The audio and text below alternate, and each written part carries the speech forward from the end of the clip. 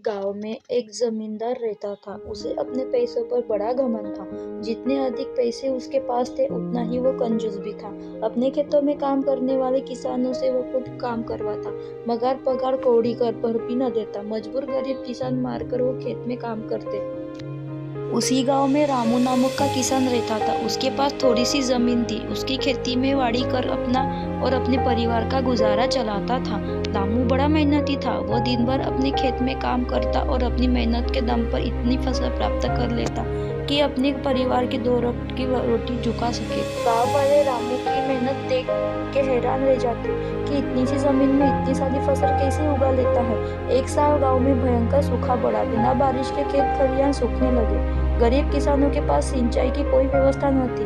वे सिंचाई के लिए बारिश पर निर्भर थे, इसलिए उनकी सारी फसल बर्बाद हो गई। रामू के साथ भी यही हुआ। अपने परिवार का पालन पोषण करने के लिए अब उनके सामने भूखा मरने की नौबत आ गई। मजबूरी के कारण वो गांव के जमींदार के पास कर्जा मांगने गया। जमींदार कंजूस तो था ही। उसने सोचा यदि उसने रामू को पैसे दिए तो वो लौटा नहीं पाएगा, इसलिए उसे अपने खेत पे काम पर लगा लेता है। मेहनत ही तो है ही और मजबूर भी है। कम पैसों में दुगनी मेहनत करवाऊंगा।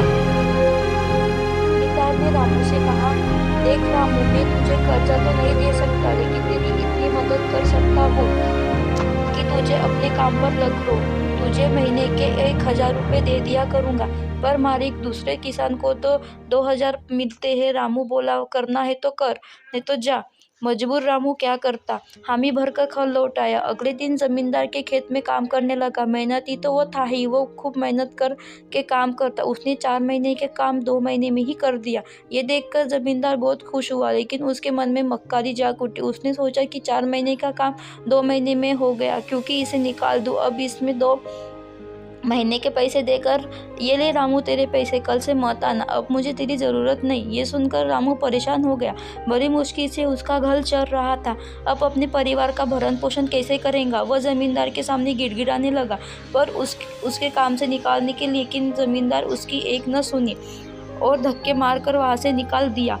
अब रोज रामू का क्रम चलने लगा। रामू रोज जमींदार के घर के सामने जाकर बैठ जाता और जमींदार उसे भगा देता। पूरे गांव में इस बात की चर्चा होने लगी। सब जमींदार भला बुरा कहने लगे। तंग आकर जमींदार ने सोचा, क्यों न मैं कुछ दिन के लिए बाहर रह जाऊं। दूसरे गांव अपने रिश्तेदार के घर चला गया। 10-15 रिश्तेदार के घर रहने के बाद जब वो अपने घर लौटा तो मोहन के अपने घर के सामने बैठा नहीं पाया। वो मन ही मन खुश हो गया कि चलो इससे पीछा छूटा, लेकिन वो चकित भी हुआ।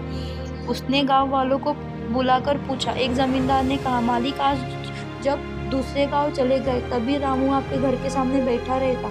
एक दिन आपका खाली घर देखकर कुछ चोर चोरी करने के इरादे से आपके घर में घुसे, लेकिन वो रामू की नजर में आ गए। आगे जान की परवाह किए बिना उन चोरों को भगा दिया। काम का जमींदार को खुद पर शर्म आने लगी कि उसने रामू के साथ कितना बुरा किया, लेकिन उसके बाद भी रामू ने चोरी होने से बचाने के लिए चोरों से उलझ गया। वह पछताने लगा। उसे रामू के घर जाने का फैसला किया।